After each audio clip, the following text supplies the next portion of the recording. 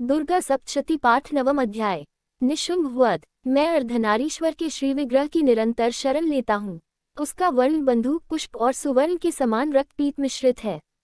वह अपनी भुजाओं में सुंदर अक्षमाला, पाश, अंकुश और वरद मुद्रा धारण करता है। अर्धचंद्र उसका आभूषण है तथा वह 3 नेत्रों से सुशोभित है।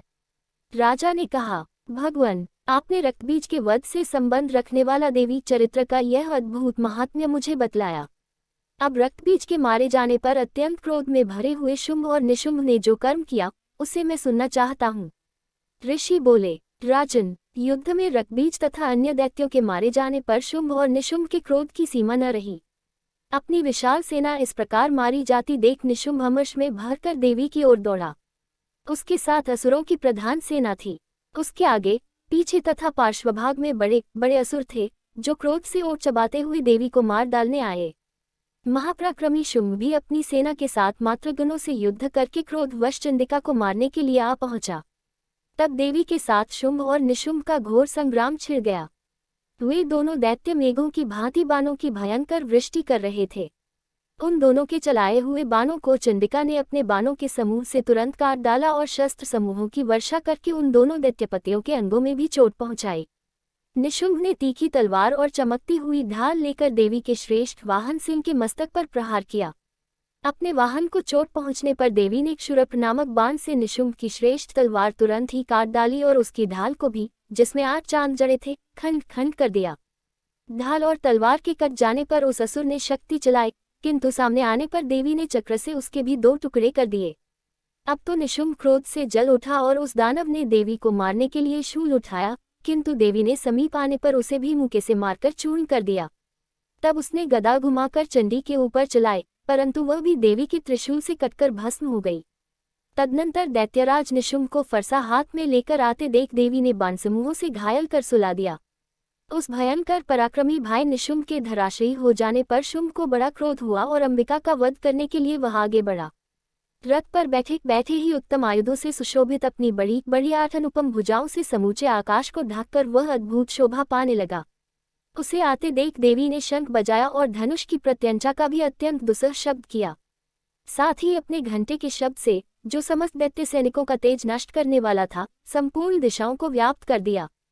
तदनंतर सिंह ने भी अपनी दहाड़ से, जिसे सुनकर बड़े बड़े गजराजों का महान मद दूर हो जाता था, आकाश, पृथ्वी और 10 दिशाओं को गुंजा दिया। फिर काली ने आकाश में उछलकर अपने हाथों से पृथ्वी पर आघात किया। उससे ऐसा भयंकर शब्द हुआ जिससे पहले के सभी शब्द शांत हो गए। तत्पश्चात शिवदूती ने दैत्यों के लिए अमंगलजनक अट्टहास किया। इन शब्दों को सुनकर समस्त असुर थर्रा उठे, किंतु शुंभ को बड़ा क्रोध हुआ।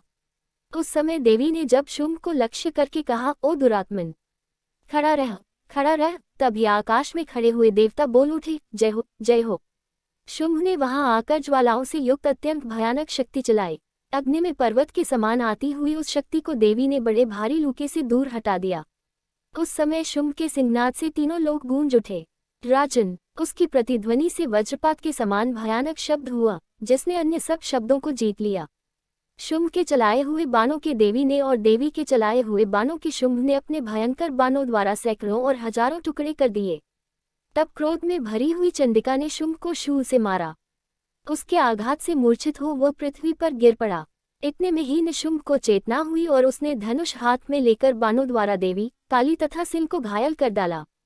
फिर उस दैत्यराज ने 10,000 बाहें बनाकर चक्रों के प्रहार से चंडिका को आच्छादित कर दिया। तब दुर्गम पीड़ा का नाश करने वाली भगवती दुर्गा ने कुपित होकर अपने बाणों से उन चक्रों तथा बाणों को काट गिराया।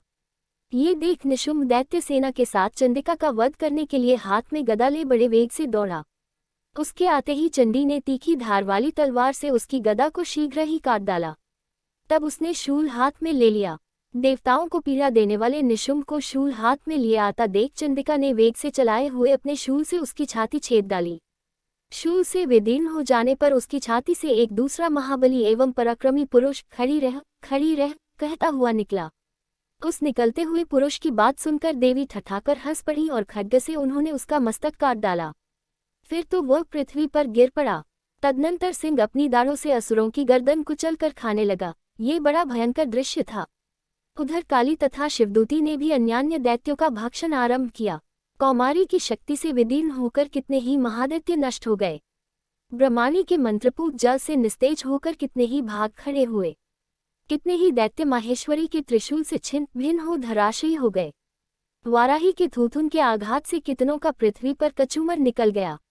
वैष्णवी ने भी अपने चक्र से दानवों के टुकड़े टुकड़े कर डाले। ऐन्द्री के हाथ से छूटे हुए वज्र से भी कितने ही प्राणों से हाथ धो बैठे। कुछ असुर नष्ट हो गए, कुछ उस महायुद्ध से भाग गए तथा कितने ही काली, शिवदूती तथा सिंह की ग्रास बन गए। प्रकार श्री मार्कंडेय पुराण में सावर्णिक मनवंतर की कथा के अंतर्गत देवी महात्म्य में निशुंभ वध नामक 9वां अध्याय पूरा हुआ। श्री दुर्गा सप्तशती पाठ 10वां अध्याय। अगर संतान गलत रास्ते पर जा रही है तो ऐसी भटकी हुई संतान को सही रास्ते पर लाने के लिए 10वां अध्याय सर्वश्रेष्ठ है। अच्छे और योग्य पुत्र की कामना के साथ अगर 10वें अध्याय का पाठ किया जाए तो योग्य संतान की प्राप्ति होती है और प्राप्त संतान सही रास्ते पर चलती है। शुंभ वध। मैं मस्तक पर अर्धचंद्र धारण करने वाली शिव शक्ति स्वरूपा भगवती कामेश्वरी का हृदय में चिंतन करता हूँ। वे तपाए हुए सुवर्ण के समान सुंदर हैं। सूर्य, चंद्रमा और अग्नि ये ही 3 उनके नेत्र हैं तथा वे अपने मनोहर हाथों में धनुष, बाण, अंकुश, पाश और शूल धारण किए हुए हैं। ऋषि कहते हैं, राजन, अपने प्राणों के समान प्यारे भाई निशुंभ को मारा गया देख तथा सारी सेना का संहार होता जान शुंभ ने कुपित होकर कहा, दुष्ट दुर्गे, तू बल के अभिमान में आकर झूठ मूठ का घमंड न दिखा। तू बड़ी मानिनी बनी हुई है किंतु दूसरी स्त्रियों के बल का सहारा लेकर लड़ती है। देवी बोली, ओ दुष्ट, मैं अकेली ही हूँ, इस संसार में मेरे सिवा दूसरी कौन है। देख, ये मेरी ही विभूतियाँ हैं, अतः मुझमें ही प्रवेश कर रही हैं। तदनंतर ब्रह्माणी आदि समस्त देवियां अंबिका देवी के शरीर में लीन हो गईं। उस समय केवल अंबिका देवी ही रह गईं। देवी बोली, मैं अपनी ऐश्वर्य शक्ति से अनेक रूपों में यहाँ उपस्थित हुई थी, उन सब रूपों को मैंने समेट लिया। अब अकेली ही युद्ध में खड़ी हूँ, तुम भी स्थिर हो जाओ। ऋषि कहते हैं, तदनंतर देवी और शुंभ दोनों में सब देवताओं तथा दानवों के देखते देखते भयंकर युद्ध छिड़ गया। बाणों की वर्षा तथा तीखे शस्त्रों एवं दारुण अस्त्रों के प्रहार के कारण उन दोनों का युद्ध सब लोगों के लिए बड़ा भयानक प्रतीत हुआ। उस समय अंबिका देवी ने जो सैकड़ों दिव्य अस्त्र छोड़े, उन्हें दैत्यराज शुंभ ने उनके निवारक अस्त्रों द्वारा काट डाला। इसी प्रकार शुंभ ने भी जो दिव्य अस्त्र चलाए, उन्हें परमेश्वरी ने भयंकर हुंकार शब्द के उच्चारण आदि द्वारा खिलवाड़ में ही नष्ट कर डाला। तब उस असुर ने सैकड़ों बाणों से देवी को आच्छादित कर दिया। ये देख क्रोध में भरी हुई उन देवी ने भी बाण मारकर उसका धनुष काट डाला। धनुष कट जाने पर फिर दैत्यराज ने शक्ति हाथ में ली, किंतु देवी ने चक्र से उसके हाथ की शक्ति को भी काट गिराया। तत्पश्चात दैत्यों के स्वामी शुंभ ने सो चांद वाली चमकती हुई ढाल और तलवार हाथ में ले उस समय देवी पर धावा किया। उसके आते ही चंडिका ने अपने धनुष से छोड़े हुए तीखे बाणों द्वारा उसकी सूर्य किरणों के समान उज्ज्वल ढाल और तलवार को तुरंत काट दिया। फिर उस दैत्य के घोड़े और सारथी मारे गए। धनुष तो पहले ही कट चुका था, अब उसने अंबिका को मारने के लिए उद्यत हो भयंकर मुद्गर हाथ में लिया। उसे आते देख देवी ने अपने तीक्ष्ण बाणों से उसका मुद्गर भी काट डाला। इस पर भी वह वेग से देवी की ओर झपटा।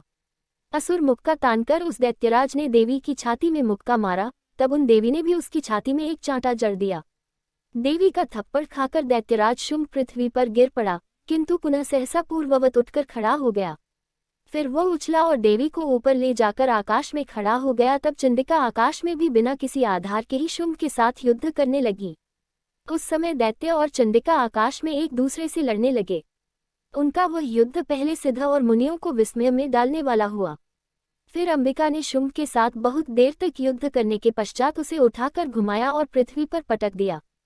पटके जाने पर पृथ्वी पर आने के बाद वह दुष्टात्मा दैत्य पुनः चंडिका का वध करने के लिए उनकी ओर बड़े वेग से दौड़ा। तब समस्त दैत्यों के राजा शुंभ को अपनी ओर आते देख देवी ने त्रिशूल से उसकी छाती छेदकर उसे पृथ्वी पर गिरा दिया। देवी के शूल की धार से घायल होने पर उसके प्राण पखेरु उड़ गए और वह समुद्रों, द्वीपों तथा पर्वतों सहित समूची पृथ्वी को कपाता हुआ भूमि पर गिर पड़ा। तदनंतर उस दुरात्मा के मारे जाने पर संपूर्ण जगत प्रसन्न एवं पूर्ण स्वस्थ हो गया तथा आकाश स्वच्छ दिखाई देने लगा। पहले जो उत्पात सूचक मेघ और उल्कापात होते थे, वे सब शांत हो गए तथा उस दैत्य के मारे जाने पर नदियां भी ठीक मार्ग से बहने लगीं। उस समय शुंभ की मृत्यु के बाद संपूर्ण देवताओं का हृदय हर्ष से भर गया और गंधर्वगण मधुर गीत गाने लगे। दूसरे गंधर्व बाजे बजाने लगे और अप्सराएं नाचने लगी। पवित्र वायु बहने लगी। सूर्य की प्रभा उत्तम हो गई। अग्निशाला की बुझी हुई आग अपने आप प्रज्वलित हो उठी तथा संपूर्ण दिशाओं के भयंकर शब्द शांत हो गए। इस प्रकार कथा के अंतर्गत देवी महात्म्य में शुंभ वध नामक 10वां अध्याय पूरा हुआ।